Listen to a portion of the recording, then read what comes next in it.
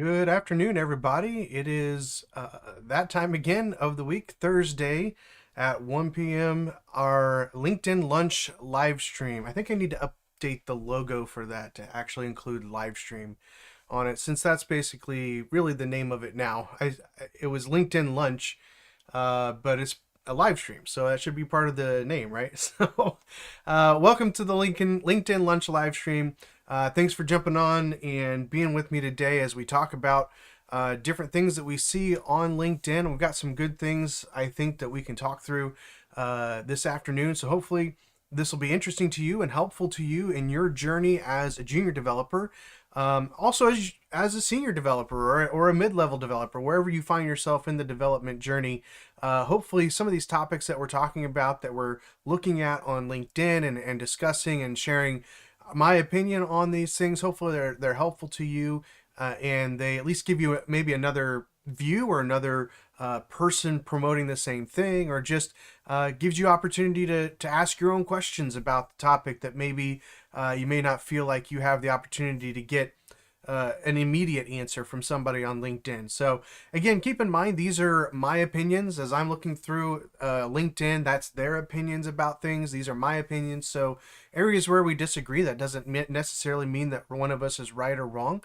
It just means that we're coming from our experiences as whatever it is we are. I'm a developer, so I'm coming from my experience as a developer, and they're coming from their experience from whatever realm they're coming from. So it's not that either of us is right or wrong, or that both of us are right if we agree, but rather that hopefully it's just an opportunity for you to get some different opinions on topics and be able to ask your own questions. So I would ask, if you are watching live, and first of all, say hello if you're watching live. If you're watching live for the first time, you've not introduced yourself, introduce yourself, tell us where you're watching from. But I really do enjoy communicating with you and interacting with you on these live streams. So certainly feel free to leave your own comments on the things that we talk about. Certainly feel free to ask any questions that you might have that you would like for me to answer from my experience and in my opinion. And then, of course, when you do that, do write in there at DevMentorDave. Usually that pops up with a little highlight on my side so that I can see that, and it catches my eyes a little bit easier than just people communicating back and forth. So again, the purpose of this is to go through live stream. Because the purpose of this is to go through LinkedIn and kind of see what type of information, what type of advice is out there for junior developers and others, and see how that may or may not fit in a real world experience or in other people's experiences, mostly mine and yours, if you want to participate as well. So certainly feel free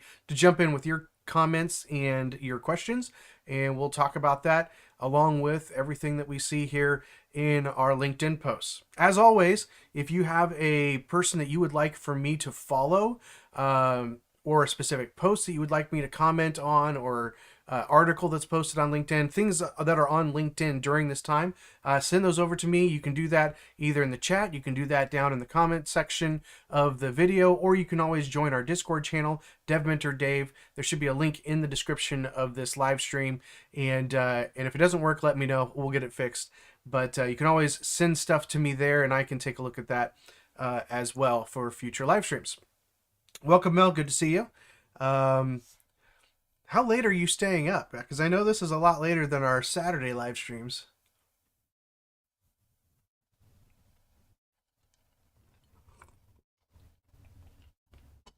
It's got to be pretty early. I appreciate it though. I did want to mention before we get started, I put a post up. I got my first fan art, so to speak. It's actually my mom made this for my birthday, and I think I'm gonna probably end up painting this wall behind me and hanging it up there. So we'll see. Although if it's hanging on the wall, I don't know how well it'll fit in the screen. So I don't know. We'll figure something out, but it'll be fun. All right, so let's jump into our LinkedIn posts here. This one caught my eye this morning, and I thought it was a really interesting take that I'd never heard before, quite frankly. Although a lot of the stuff that you see on LinkedIn, you hear from different people posting different things, and oftentimes are things that you've thought of in the past before as well, most likely. But this one was one that I wasn't expecting. So we're gonna dive into this here. I don't think we'll be too long on this. First of all, the person posting this is posting an image from Twitter or X, whatever. I don't even know what we're supposed to call that thing now. I guess we're supposed to call it X. I don't know. It still says Twitter on the URL. So I don't know. Maybe somebody can correct me. If it's supposed to be X, I'll try to use X. But obviously there's a screenshot here. So we'll read the screenshot, and then I want to take a look at the comment that's being made here. So it says, if I have to give one piece of advice to people in their 20s who want to build something great, it would be never drink alcohol. I haven't drunk alcohol in nearly 20 years. Alcohol clouds your mental clarity and intuition for days after consumption. I'll just be honest with you. I have had very little alcohol in my life. I would probably say I've had more alcohol in NyQuil than I have in actual alcoholic drinks. I am not anti-alcohol. I think, excuse me, I think there are times where it's appropriate and fine. And I've had, alcohol in the past as well. So I'm certainly not like a teetotal or anything like that. But it's just interesting as somebody who also doesn't drink hardly any alcohol. I can't say I haven't drunk any, but somebody who doesn't drink alcohol very often, that this seems to be an issue. It's interesting too when I look back and think about different companies that I've worked for, how many companies they'll offer different perks to their employees, right? So they'll offer things like snacks, or they'll offer things, especially developers. We're suckers for this stuff. Snacks or drinks like Red Bull, or special waters, or sodas, things like that. But a lot of times, if a company's offering that type of things, they'll also even offer alcoholic beverages. Usually beer. It's not usually hard liquor, but I did actually work for a company that had bottles of all kinds of different liquor on the shelf in the coffee area, or the area where you could make your lunch and things like that. And obviously they were not encouraging people to drink on the job, but they were encouraging people to enjoy life, I guess. I can tell you there were a few times we would have a Friday where they would even bring in quite a bit of alcohol, and people would enjoy that. But it is just interesting to me that even within the office, sometimes there is just kind of an assumption and an acceptance of alcohol within the workplace. Obviously, that probably depends on where you're at and from company to company. But it's just interesting to me how frequently that has happened. Now, there are lots of companies, or several companies that I've worked for, that had that available, but you didn't really see people taking advantage of it. But it's interesting the take that Sai has here. He says, so glad to see this take becoming more and more common these days, especially from the founder of Telegram. I'll be honest with you, I didn't even know what Telegram is. So that's great. It sounds like it's probably something that's pretty widely known. So to have somebody who's high up in people's visibility and ranked to say something like this and encourage people to not be caught up in drinking. It's interesting. I did not know that alcohol had an effect for multiple days. I did know it has an effect for a period of time, but that is interesting. Use fan art. Sorry, Mel's messaging me. Get rid of the bricks and use fan art instead. Okay. If I get enough fan art, I will definitely do that. But so going back to the post here. So this idea that alcohol, and again, it's interesting that Sai kind of goes a little bit further here, right? He says, I have never drunk alcohol. I've never smoked. I don't drink coffee or tea. He even lumps in smoking and drinking coffee or tea. I've even had coworkers who, I can't guarantee that they were smoking pot, but it sure smelled like it when they came back from lunch. Um, and I would assume that they probably were. Again, I can't confirm that for sure, but um, yeah, I've worked with people who have been under the influence of different things throughout their time, and that could be something as simple as coffee or tea. We talk about drinking coffee, especially on Saturday mornings, and that I need it to kind of help me stay awake. But the reality is, I don't really need it. Thankfully, I've never reached a point where I have felt dependent on coffee in any way or any other stimulant. Um, a lot of devs are addicted to energy drinks, whether it's Red Bull or Monster or other stuff out there. I don't really even know all of them because I've never actually even had an energy drink. It's never appealed to me because I that's not what I'm drinking, whatever I'm drinking for. But I think it is important to recognize the impact that those things have on our health and especially on our ability to operate. We might think that we're getting a boost from something like coffee or an energy drink, or that we need alcohol to mellow out or something like that.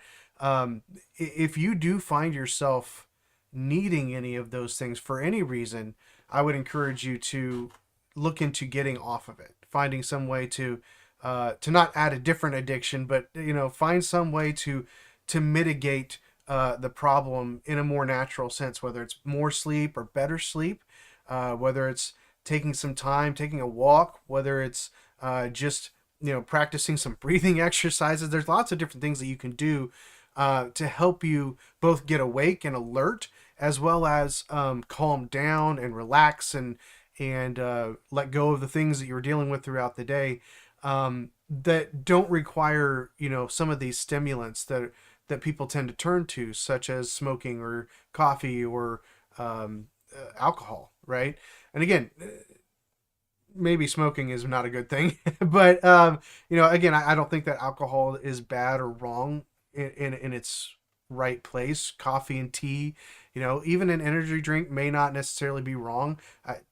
They smell nasty, so I don't know. But at the end of the day, you need to understand how the things that you are participating in or how the things that you are letting into your body are affecting you, not just now in the short term, where you think it might be helping you get something done, but dumb maybe, but in the long term, especially for the purpose of your health and being able to do what you need to do long term.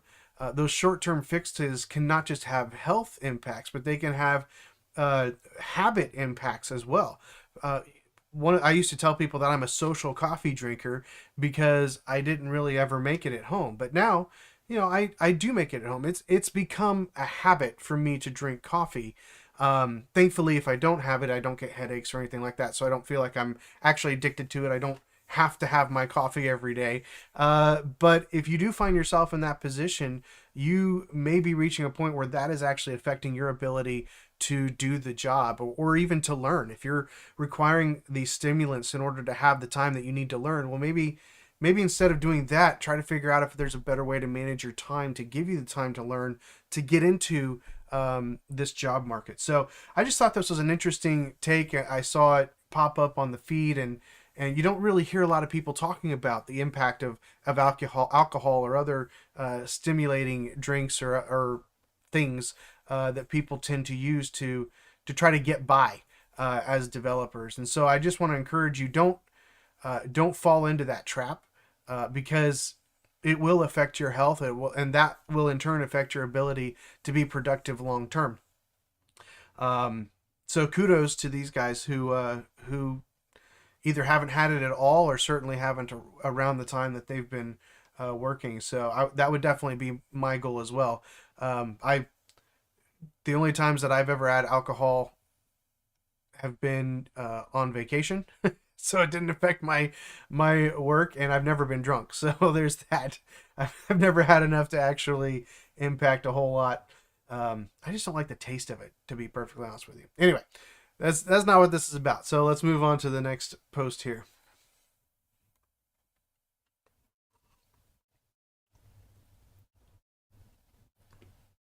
All right.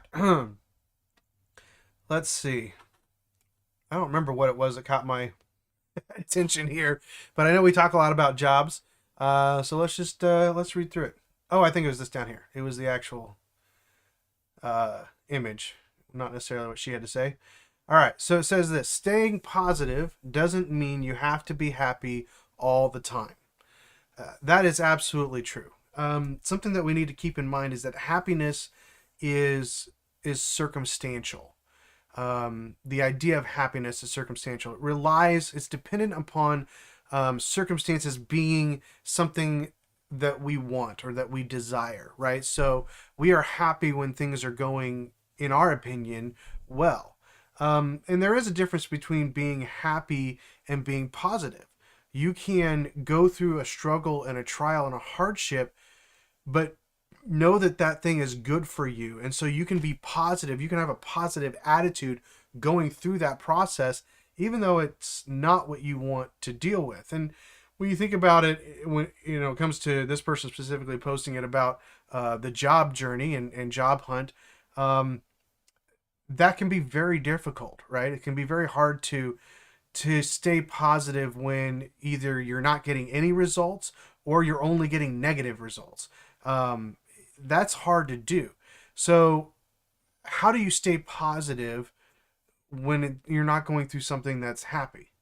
Um, I think there are a couple ways. First of all, that come to mind. One is you can stay positive by understanding that what you're pursuing is worth the struggle, right? So the value of what you're pursuing is worth the time and the effort and the frustration that is going into that process, and because of that, you know that the outcome is going to be worth it. And so you can be positive even in the struggle and the pain, knowing that at the end you're going to have the happy part, right? You know that at the end you're going to have something that will make you happy, that will give you some sense of fulfillment. And so that's one of the ways that you can stay positive, is that you know that there is something happy at the end of the road. Another way you can stay positive is recognizing that areas of the hardship and the struggle are able to teach you something, right? So they are there to not just make the journey difficult and make the prize better, but they're there to actually teach you something along the way. As you're struggling with getting interviews, the opportunity there is to learn how to better manipulate your approach to get interviews. If you're having struggles with learning a specific coding concept, then maybe you should look at that as a positive, to where you are you're trying to learn something that's difficult that not everybody tries to learn. B, maybe you are going to have to change the way that you think about something, and in doing so, that might open up other doors and other opportunities for you, not just from a job standpoint but from a learning standpoint. So it's about finding the silver lining, right? That's what they say is every cloud has a silver lining. The question is, can you find that silver lining? Are you willing to look beyond the struggle and the pain and the hardship and the unhappy feeling right now, and are you willing to find the silver lining? Because that's the difference, in my opinion, between somebody who gets depressed about the situation and somebody who pushes on and is successful. The person who pushes on sees past the pain and the struggle and the hardship and the negativity, and they see opportunities for them to grow and change and be better. And the person who gets discouraged and who quits is a person who doesn't see anything positive in the struggle. And so if you want to stay positive, and if you want to not fall into that realm of disappointment and discouragement, always look for how you can grow, how you can move forward, how you can change because of the hard things that you're going through on your journey. The reality is we all go through difficult times and hard realities. Every journey is filled with that. Nobody has a perfectly easy path.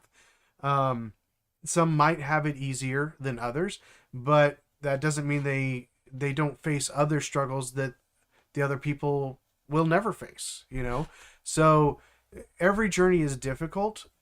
that doesn't mean every journey is exactly the same.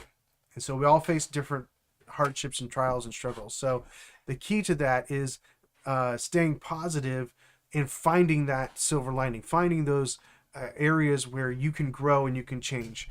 The rest of the quote here is, it means that even on the hard days, you know that there are better ones coming. So again, part of that is just thinking of the future. This is what it's going to be.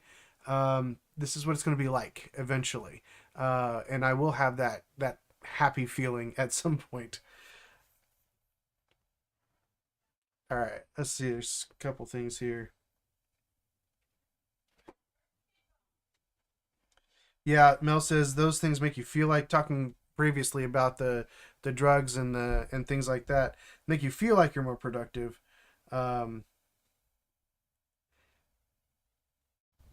that's interesting. Should cut out coffee, and after a month, it was so much easier to think and concentrate. That's interesting. See, I've never thought of coffee as necessarily being something that would get in the way, but that is interesting. Yeah, sleep meds, especially, you definitely don't want to be on sleep meds very long because, um, again, it's not natural sleep. Your body is designed to naturally handle a lot of things like stress. Um, that's why people have nervous breakdowns. Part of it, because your body's just saying we're done, we're not doing that anymore, and so your body knows how to handle this stuff. But if you're not giving it the time or the freedom to do that, then it's not going to be able to do it well or do it properly. So absolutely, definitely want to try to stay off that stuff as much as possible. Sorry, my mouth's pretty dry today for some reason, so I'm going to be drinking a lot more during this live stream than I have in the past. Okay, let's move on to the next one. All right. This one says more than 80 interviews and no one was hired. I'm assuming, I don't know exactly for sure what she's referring to, but I'm assuming that she's talking about a specific company or maybe a group of companies. I don't know. It says the main problem is that hiring managers are looking for the perfect candidate. This is seems to be something that is true. And you can see this even just looking at the job descriptions that people have.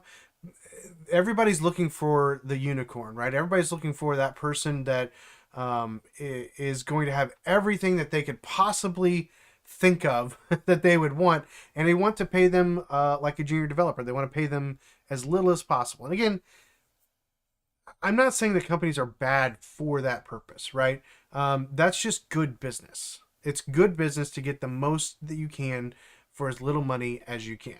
Um, but the reality is that a lot of companies really are looking for the perfect candidate. They're looking for somebody that largely does not exist, or if they do exist, they're probably going to burn themselves out working for you.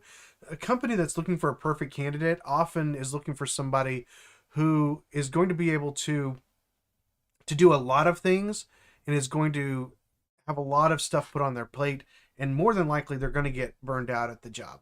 I've seen this happen multiple times. Um, when you are a high quality developer and you get a lot of stuff done, a lot of times you don't just get like promoted, but a lot of times you get a lot more responsibility put on you and a lot more expectation put on you.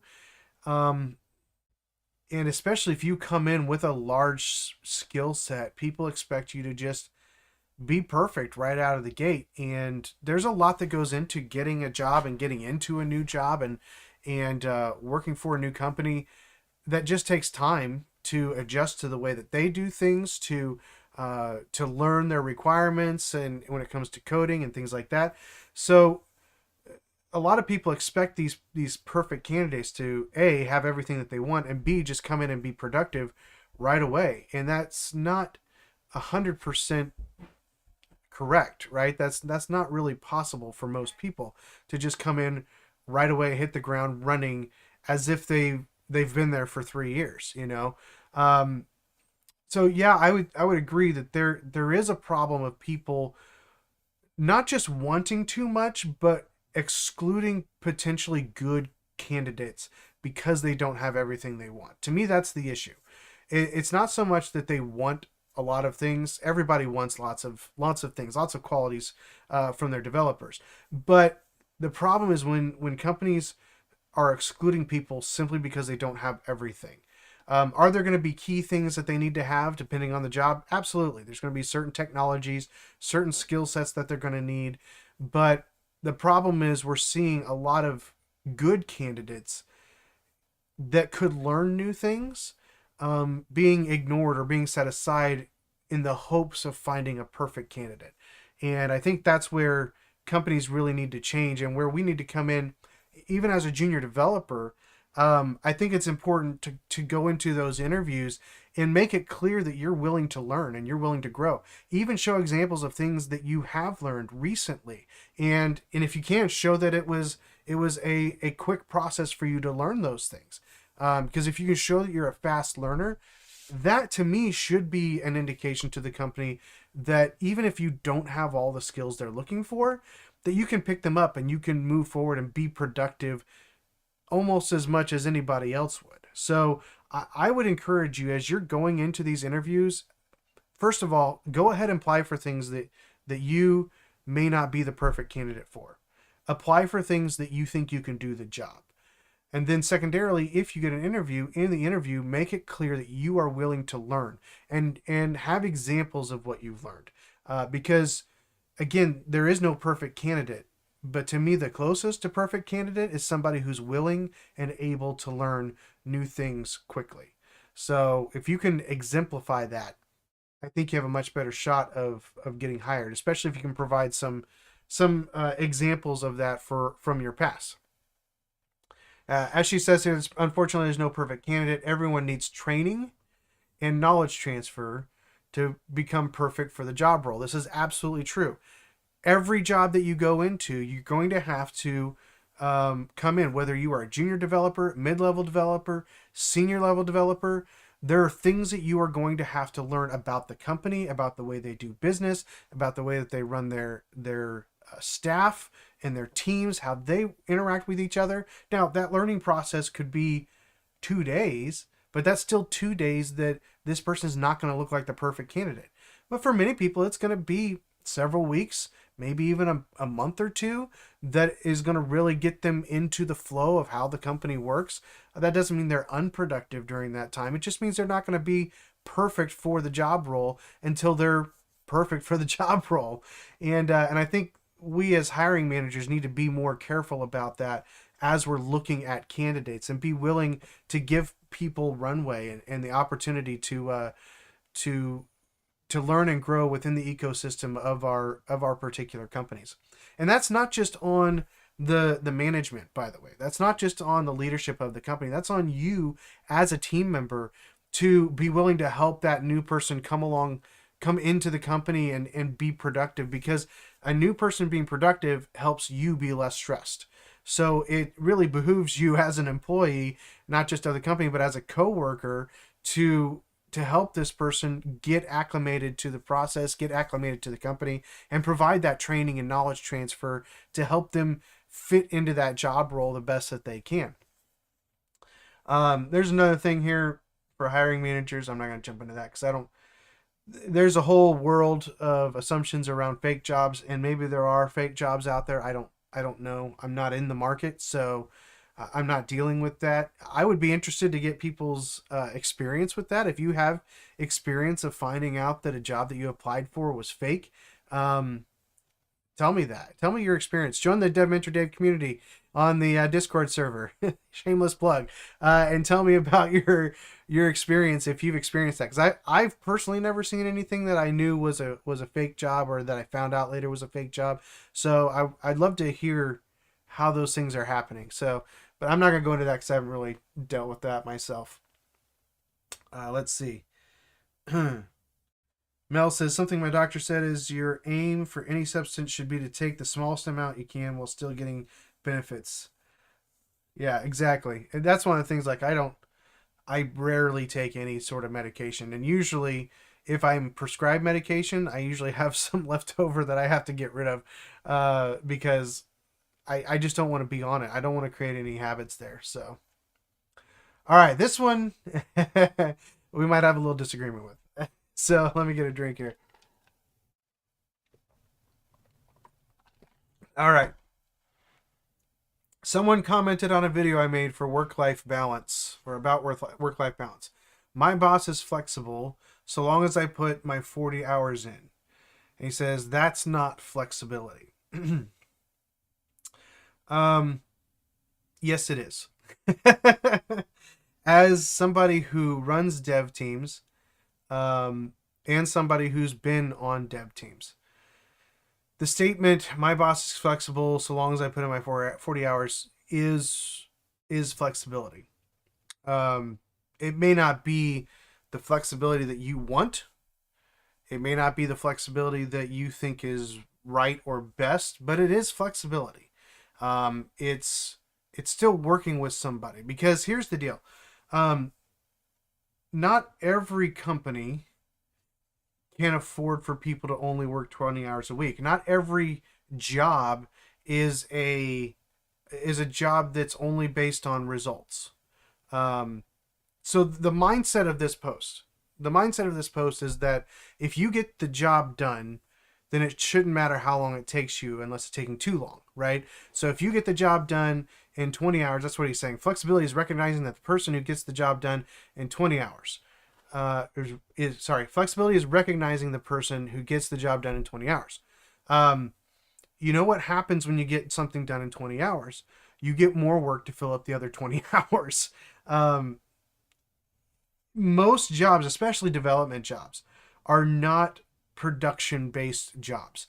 They are not, hey, if you get this done, then that's all I need you to do for this week. Because there's always something to do. There's always code that could be refactored. There's always tech debt that needs to be fixed and gotten rid of. There's always going to be something to do in the dev world, unless the project is literally done and you have no other projects to work on, which is a bad thing for your company. Another reason why this is incorrect is that many companies handle their work based on an hourly rate to their clients. So while a developer may be salaried in the sense where they're going to get paid the same amount no matter how many hours they put in, the reality is they need to report those hours still. And those hours then get billed to the client. And whether that's in a flat rate and they get reported to the client, or whether that's in an actual hourly rate, you're not going to make money if you can't bill for the 40 hours that you planned on billing for. So, and again, I'm not saying that developers should lie about the time that it takes, should waste time. They shouldn't do any of that stuff, right? That's unethical. But what I am saying is, just saying that it's inflexible to not expect the correct number of hours is wrong. Flexibility means that you allow the work to work around somebody's schedule. All right. So if somebody needs to go to the doctor, they can go to the doctor. That's being flexible. They don't have to go to some urgent care at the end of the day after they've gotten their work done. Especially if it's something where they're not spending, pre-allotted time to be able to go to the doctor or something like that, right? Or, hey, can I have Friday off so that I can go camping with my kids or something like that? Or I've got a wedding coming up that I need to go to, right? There's all kinds of things that life gets in the way, but life getting in the way doesn't change the profitability of the company. And so the company, if it's an hourly rate company that does most of its work for clients based on the hours spent doing the work, then the problem is those hours not being worked have an impact on the company bottom line. They have an impact on the company's ability to actually pay that salary for that developer. So this idea that still being required to put in 40 hours is wrong, that's wrong. It's unfair to the company and their business model. And as you take a job, you need to understand what those expectations are going to be. Yes, there's going to be time off that you should be expected to be away from the company, away from work. You should have vacation time of some sort that you're allowed to take throughout the year, where you're not required to keep up any hours. But it's perfectly valid when you are working for a company that is an agency or something like that that needs the 40 hours to be actual billable work, that if you need flexibility in your schedule, that you make up that time. That's an absolutely fair request, because you know the type of company that you're working for. And if you don't know that, then you need to ask those questions in the interview so that you understand the way the company builds, how your time is going to impact that, and how that is going to impact your ability to have flexible hours. And again, most development work is not a product done work, right? You didn't produce something and now it's over and you can go spend the rest of your week doing whatever you want. That's just not how development work works. It's constantly evolving and changing, and clients are constantly changing it and evolving it. So there's going to be more work to do. So just because you got it done faster than expected doesn't mean there's more work that can be done. So again, I completely disagree with this take. Not just because I'm in a leadership position for a company, but because it just doesn't make sense if in our line of work. It's missing the vast majority of the way most companies earn income from their clients. So, he gives an example here of basically his unskilled work versus a professional's skilled work. But something that he doesn't really seem to take into account here is that he also paid less for the work that he did, right? So he says, I didn't do better work. And again, this is why thinking only in results is a problem, right? Because he's got a certain amount of money that he spent on basically just maybe tools and the things that he needed to do the job, right? The word's escaping me for some reason. I don't know why. But and yes, he wasted. He had bad cuts. He had things. So he cost himself a little bit of money there. But he would have been charged a whole lot more. My guess is he probably would have spent 4 times more money on a skilled laborer who would have done it in a third of the time. All right, and so that is the difference. I don't think he's not putting that into his equation here. So not only did he take longer, but he also didn't spend as much, and so the company, and again, this is not an hourly situation either, right? He's dealing with a company that does have an end product production style of bid, right? They know it's going to take X number of 2x4s, it's going to take up X number of panels, it's going to take X number of hours, and they put all that into their bid. They can give that type of bid because it is what they're developing is very much a product based end, right? It has something at the end that is going to be done. Most software is not that way. And so we need to understand the difference between building a fence and building a web application that is going to constantly be changing. So when you build a fence, the fence doesn't change. Over time, the materials might change a little bit. We've got composite materials now that you could use to build a fence or a deck or something like that. But that stuff largely hasn't changed over the last 20 years. It hasn't changed the way you do the work that much, right? But in web development, in application development, things change constantly. Every day there's a new tool coming out. There's a new language coming out, a new framework coming out, and people are using them and they're expecting you to know them. And they're even wanting you to upgrade and change the application based on needs of the client. You don't have that problem with a fence. The only problem with a fence is it breaks. You know, your son drives his dirt bike into it. Not that that's happened recently to anybody here, but you know that it's just there. It's done. It's finished. And that's not the same with something like a web application. It's a continual. It's almost like a living document, right? It's constantly changing. There's going to be more work in the future, and so you can't just. It's not good to just assume a flat price for something to be done. It's not actually ever going to be completely done. You know, when he does the paneling in his kid's room, that was done.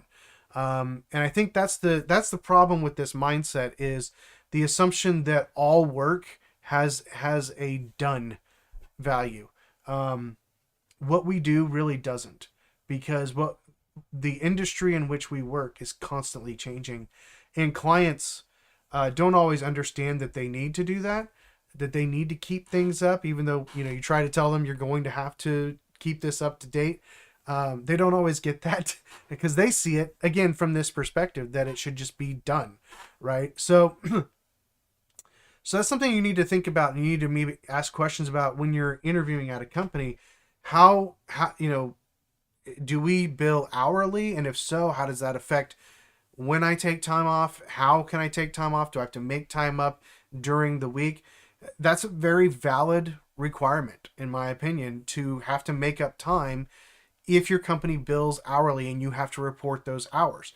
Obviously, if you are working hourly and you're getting paid hourly, then you know you're going to want to do that. This is obviously coming from a salary position mindset as well. But this is just something you know we're often very quick to make assumptions about things like this and think that we have gained the high ground, think that we are just so much smarter and that we are more you know evolved or whatever than somebody else. But again, you have to realize what is the direction this person's coming from. You can tell by the post that this person is coming from an understanding that it's a salary position and it's in a product a final product sale, right? Like there is an actual done to this. And I'm not saying that web applications don't reach a done point. They do, but the reality is that even while you're working on the project, there's always more to do. There's always more to improve. The client always wants more.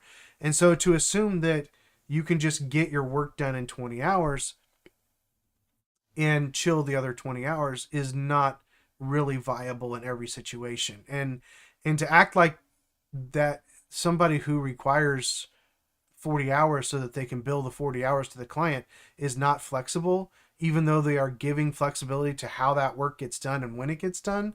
I think that's setting a bar that is unrealistic, and it's setting a bar that excludes probably most of the dev industry, to be perfectly honest with you.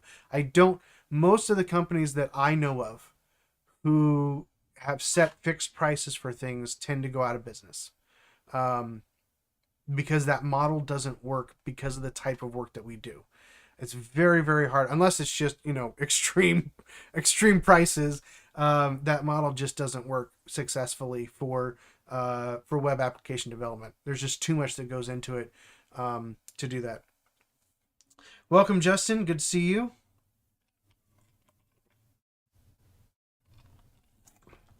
He says, quick question. How many people do you think work on AutoZone's website? How big is the team? That's an excellent question. I don't know.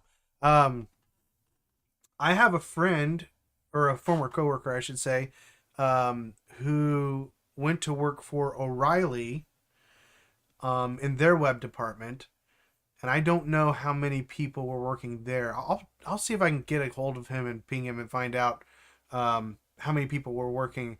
I don't think it's a very large team. I recently, some of you probably know, I recently went on vacation and we took a cruise through Royal Caribbean. And I'll be honest with you, Royal Caribbean's website often is frustrating, especially as a web developer, as an application developer. And I found out why. I started looking at the content in the man, my brain's not working today. in the dev resources, in Chrome. And they're literally using all three of the major JavaScript frameworks in different aspects of their website and their application. They've got Vue, they've got Angular, they've got React. Um, it's a hodgepodge, and I think a lot of companies are like that as well. In because a lot of times you have one team that gets started, and then other people come in with other ideas, and they go down that road, but they don't want to spend the time or the money to switch everything around, and so you end up with a lot of Frankenstein applications, unfortunately. Um, but I don't think it was a very large team. My guess would be probably under 10 people, maybe even under 5 people. I don't know, but they seem to be fairly. They seem to have a decent team size just by the way that he talked about it. I'll see if I can connect with him and find out how many people were on the team at O'Reilly's, because I would assume it's probably pretty similar to AutoZone, would be my guess. I do kind of wonder. I think it would be a great resource. Watch the Auto Team web team work for 2 weeks with detailed explanations. Yeah, that's called mentoring. And really, at the end of the day, that's the type of mentoring most people need. But that's the type of mentoring most companies don't have time for, don't have the budget for, to pay their senior devs to be slow. Because that's the problem when you're explaining what you're doing. You're slowing down your productivity. Now, at the end of the day, you could be enhancing the productivity of others. So I think there is a good trade off there. But unfortunately, most companies don't see the value of that trade off when they need to get things done. And that's fair, right? That's fair and understandable. Um, but yeah, I don't. My guess is it's not a huge team.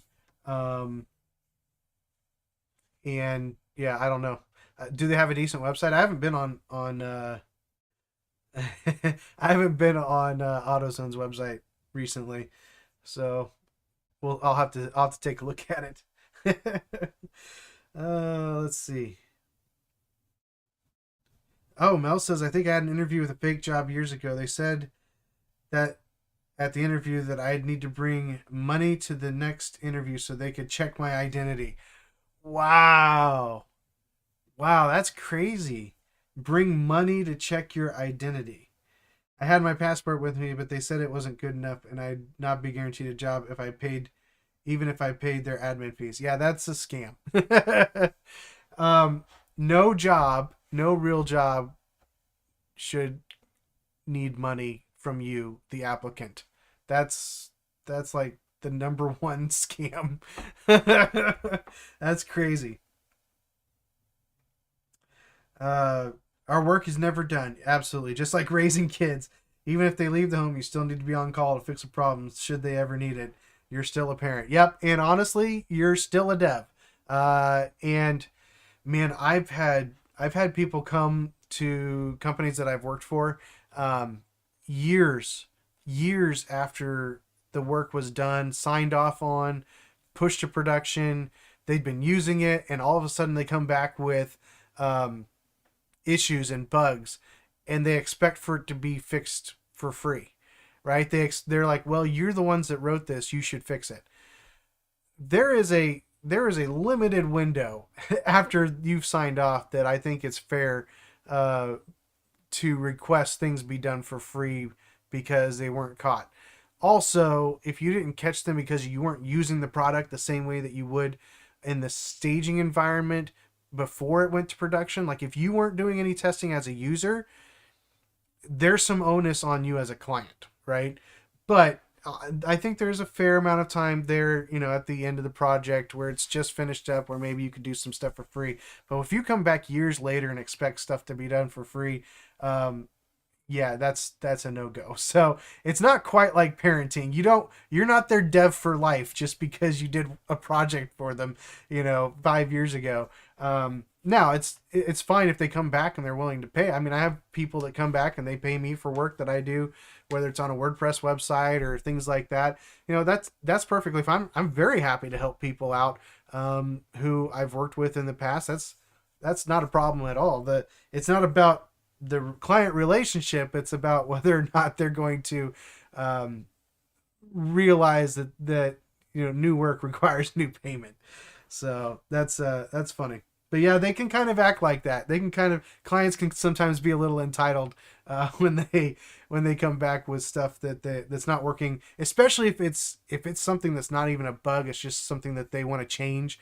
They everything's a bug to a client, and sometimes it's just something that wasn't what they asked for in the first place. Um,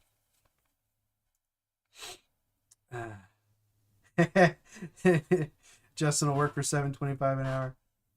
Is that $7.25 dollars or euros or pounds? I guess it's dollars. It's got a dollar symbol, so it'd have to be dollars. Um, that'll be interesting. I'd like to hear about that mentorship thing. If there's a volunteer mentorship, federal minimum wage. I'll work remotely. Yeah, there you go. Oh man, good times. All right, we probably got time for one more post here. Let's see. I've got a couple left. They're both kind of longer. Let's go with this one. Okay. 7 steps I never skip when preparing for an interview. I always like these types of things. Sometimes they're very general. I think she seems to be a little bit more general in her advice here, just looking at her profile, which is fine. There's nothing wrong with that. We'll try to be more specific to the dev world if we can in different areas. Few people will tell you number 7. Should we just skip down to number 7 since we don't have very much time? We'll run through them real quick. Okay. It's even hidden from the screen. Look at that. It's all the way down there. Good job, Katie. All right.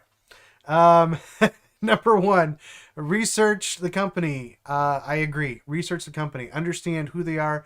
We just talked about payment, right? And how they expect your hours to be done. Research that. Find out how they charge their clients. That's going to have an impact on how you can take off and when you can take off of work and why you can take off of work. Right? So understand what they're doing. See if that's something that you want to be a part of. Don't just take a job. Don't just take a job because you need a job. You want to take a job where you don't feel dirty going to work. I'll be honest with you. I've had a job where I felt dirty going to work, and it wasn't because of the company I worked for. It was for the client that we were working for. It just wasn't a good industry. It wasn't a, it wasn't an immoral industry or anything like that. It had to do with loans. Okay, I'll put it that way. It had to do with loans.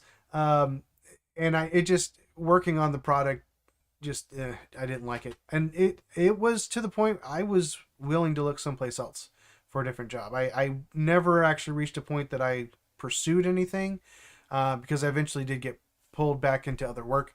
But you definitely want to make sure that the company you're working for has values that you're willing and even wanting to promote. So research the company, absolutely. Study the role and the skills needed. Again, unfortunately, there's usually a lot more skills listed on the role than you probably actually need. But definitely try to figure out what the key ones are and make sure that you understand them. Make sure that you can speak to them and speak to your experience with them. Prepare thoughtful questions. Absolutely. You are interviewing the company, not just being interviewed, right? So you want those questions to be specific about the company. Find out if you have questions about the values or products or things like that. Ask those in the interview. Ask how they interact with their team members, expectations of people. Have real questions that maybe make the interviewer think. Maybe it'll make them change how they interview in the future. Who knows? Know your why. Ensure you can answer why this role or company based on how many jobs lines up with your goals. Again, it's not just about money, right? So know why you're taking this role. Part of the decision might be where it is. Let's say you have to go in the office every day or a certain number of days. And maybe you would rather take a job that's closer. And so if you've got an hour and a half commute, maybe that's a deal breaker for you, you know? And so, but if your why if the commute doesn't matter to your why, then, you know, you need to think those things through. Why are you considering this company? Why are you looking for that specific role, right? Personalize your introduction. Tailor your tell me about yourself elevator pitch to the end uh, with why this role and company. Oh, that's an interesting one. I haven't thought about that. Um, huh. So, yeah, as you're telling somebody about you, because again, from an interview standpoint, one of the things that I want to know is why you're interested in this company. What is it you think either A, the company's going to do for you, or you think you're going to do for the company, and putting that into your kind of opening, this is why I'm interested in being here statement. That's a good idea. I like that. Personalizing. Oh, we just talked about that. Refresh your career stories. refresh your career stories. I'll be honest with you. I have been using the same career stories for 15 years almost. They've been added to over the years, but there are still stories from way back in my career that that I still use in interviews from time to time. Oh, excuse me. That's probably bad. So maybe I should take some of this advice to heart myself. Although, hopefully, I won't be interviewing anytime soon. I actually just was talking to my boss the other day uh, about the whole thing we discussed on Tuesday about being 40 and wanting stability. So I was like, you don't have to worry about me leaving anytime soon, most likely, since I'm over 40. So, all right, number 7, set up a pre-interview routine. Interesting. Okay, get your energy up, play a favorite pump up song, power pose, detach from everything else, get focused, and release the outcome. Okay, I don't, I don't know. I think to me the routine for me is make sure I have all the other stuff done. It's a checklist, making sure I have everything done. So, prepare like you really want the job, but remember this: if you got one interview, you can get another. Yep, that's true. Um, if somebody was interested enough in you to bring you in for an interview, somebody else is going to too. So don't be discouraged if it doesn't go well. You know, if you forget some of these things, don't be disheartened. Don't think that you failed necessarily. Um, so yeah, I think that's some good advice. I'm not sure about number 7. There might be a reason. She says, few people will tell you number 7. There might be a reason for that. I don't know that having a specific pre-interview routine, especially not for me, not the ones that are listed here. I'm definitely not we're not going to play football. We're going to interview for a job. So I think probably for me, spending time going over the research and going over the stories and the information that I want to say, that's probably the stuff that that would be my pre-interview routine. Oh, excuse me. Ugh. Apparently, I haven't done very much talking today, so all the talking's making me yawn. All right. Well, it is right at about 2, so I'm going to go ahead and sign off for the day. Again, thanks for joining in with me and sharing your experiences. If you're watching this later, certainly feel free to leave a comment on the video and share your experiences, whether it's the experience with fake jobs or just other things around the stuff that we've talked about. Or also don't forget to send me any links to people on LinkedIn or posts on LinkedIn that you'd like me to consider as potential content in the future. I would absolutely love to take a look at that and see what else we can discuss in the days ahead. So thanks everybody for jumping on, for participating, and I will see you all on Saturday at our Deep Pockets project at 10 a.m. until 12 p.m. Not a.m. That'd be a long time. 10 a.m. to 12 p.m. Saturday morning, Central United States time. We'll be looking at some more stuff with the Deep Pockets project, and obviously have some other topics and things to talk about. And of course, always be open for your guys' questions as you have them as we go along. So looking forward to see you all in a couple days. on the Dev Mentor Dave YouTube channel. Thanks for jumping in, and we'll see you then.